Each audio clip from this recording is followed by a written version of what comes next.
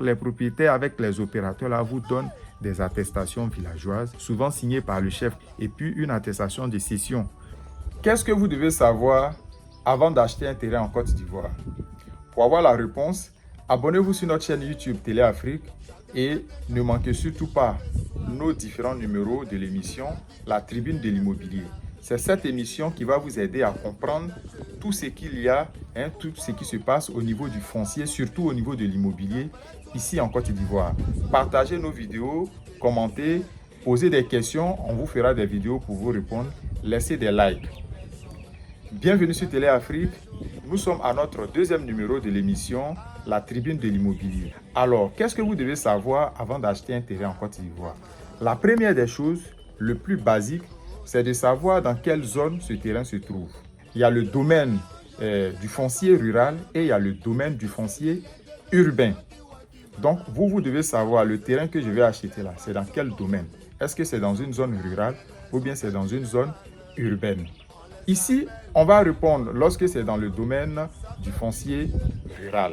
Dans une autre vidéo, on parlera du domaine foncier urbain. Mais ici, on va vous répondre. Lorsque le terrain se trouve dans une zone rurale, qu'est-ce que vous devez faire?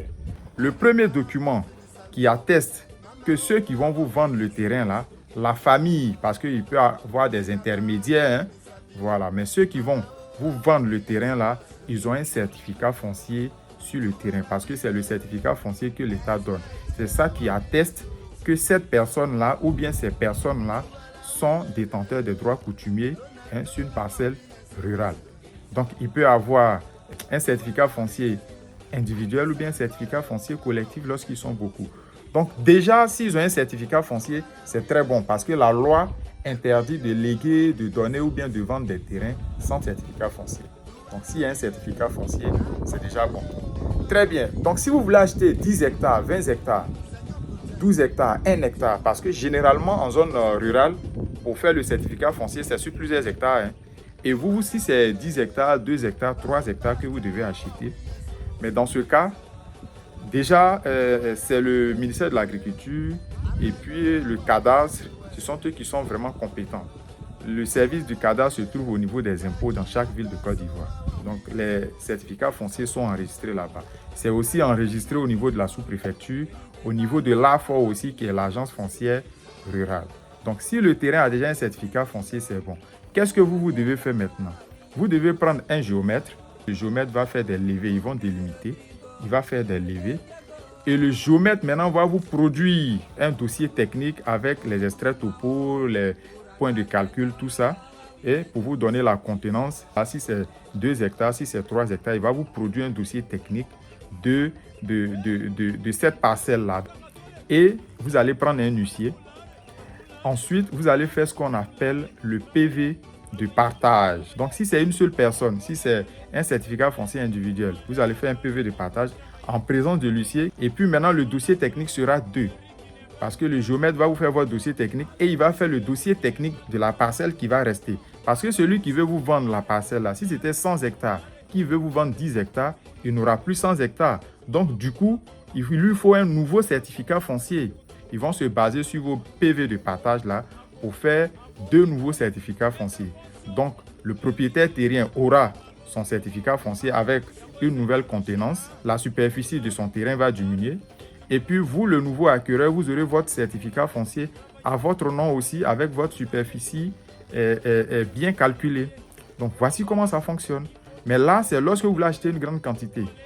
Lorsque les ayants droit sont beaucoup, généralement, ils font des morcellements. Donc, quand ils n'ont pas les moyens, ils voient un opérateur qui même les aide à faire leur certificat foncier et à faire un morcellement. Ce qu'on appelle communément un lotissement là. Mais un lotissement, c'est purement technique. Donc, ici, je préfère parler de morcellement pour faire les découpages. Parce que les gens se disent qu'avec les villes qui s'agrandissent, avec l'augmentation de la population, il y a des villages qui sont facilement phagocytés au milieu des communes. Donc, ils voient un géomètre. S'ils n'ont pas les moyens pour payer le géomètre, souvent ils voient directement le géomètre finance directement, il leur fait un morcellement, il produit des attestations d'attribution et des attestations de cession.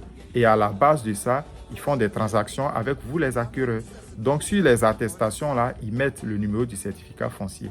Vous achetez, Si c'est 500 mètres carrés, en ce moment, le géomètre a produit des plans. Vous allez payer pour qu'on vous fasse vos extraits topo, vos dossiers techniques pour connaître les limites.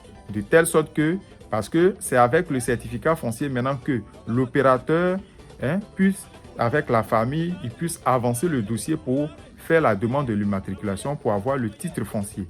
Et le titre foncier, lui, c'est le définitif. C'est lui qui vous donne la pleine propriété en Côte d'Ivoire. Vous comprenez?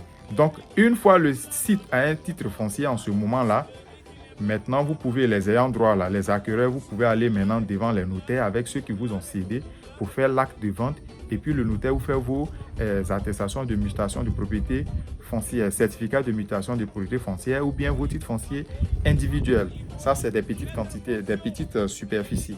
Mais l'autre qui achète 10 hectares dans 100 hectares ou bien 20 hectares, là, lui, il peut, puisqu'il fait son certificat foncier à son nom, maintenant avec le certificat foncier, il peut faire la demande de l'immatriculation s'il est ivoirien et puis aller faire, comment on appelle ça, son titre foncier individuel. Donc, à partir d'aujourd'hui, vous savez pourquoi maintenant vous achetez un terrain en zone rurale et puis on vous donne une attestation, on peut dire attestation villageoise ou bien d'attribution. Parce que c'est une grande superficie et ils ont fait des morcellements pour que au moins vous puissiez avoir une petite portion de terre. Donc, pour vous donner un papier, le propriétaire ne va pas vous donner un certificat foncier et vous ne pouvez pas aller faire un certificat foncier sur un terrain de 500 mètres carrés, 1000 mètres carrés, ce n'est pas possible. Donc, les propriétaires avec les opérateurs là vous donnent des attestations villageoises signées par le chef et puis une attestation de cession. Donc, ça, c'est un document juridique qui est entre vous et puis celui qui vous a donné, de telle sorte que demain, vous puissiez l'utiliser pour produire un autre document, pour poursuivre les dossiers, pour faire avancer les dossiers. Donc, merci beaucoup et puis à très bientôt pour une nouvelle vidéo sur Télé Afrique.